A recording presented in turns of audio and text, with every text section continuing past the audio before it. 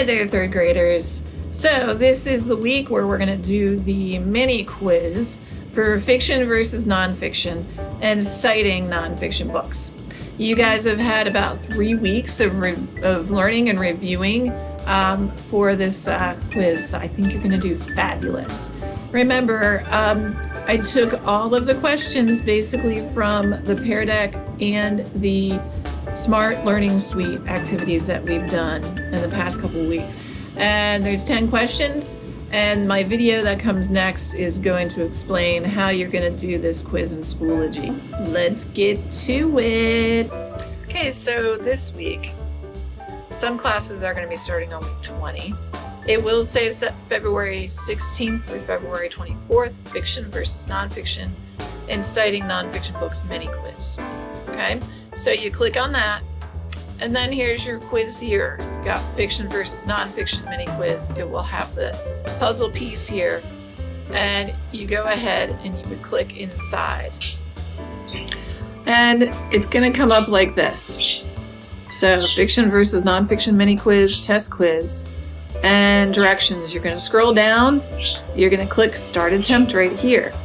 You will answer the multiple choice and true false questions with the best answer. You can take the quiz up to 3 times for the highest grade. So here are your grade scales here. You want to get a 75 or better for a B or an A.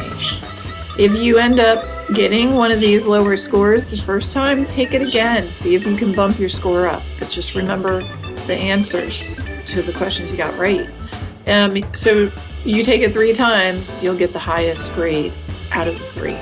Okay, you would click start new attempt. And then there's your quiz. You can translate to Spanish as well. I'm going to leave it on English for right now. So you would go through and read through your questions, and then you pick the best answer here. So this would be, that's supposed to be A. So A, B, C, or D. Okay. So this says nonfiction books are, and you would pick either A, are they fake, pretend, made up? Or are they B, true, real, and have trusted info? Or are they C, fiction, picture books? Or would they be D, fiction, chapter books? Fiction 2. Fiction means A, the book has true info. B, the book is funny. C, the book's fake, pretend, made up. Or D, the book happened in real life. Question 3. Why do we read nonfiction books? A, for true info and to learn. B, for funny made-up stories. C, for magical made-up stories. Or D, for fake, pretend, made-up info. Okay, question 4. Why do we read fiction books? A, for true info and to learn. B, to do research. C, for fun and for good stories. D, for real facts. 5. Citing a nonfiction book means to A, see a nonfiction book. B, read a nonfiction book. C, write a nonfiction book. Or D, tell where true info came from. And then 6. Why do we cite nonfiction books and resources? Is it A, to help the publisher sell more books? B, tell where true info is from and to give the author credit? C, steal information and say it's ours?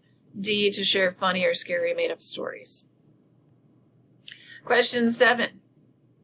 You need these to cite a nonfiction book. A, title, numbers, index, glossary. B, author, photos, ISBN, barcode. C, date, time, cost, receipt.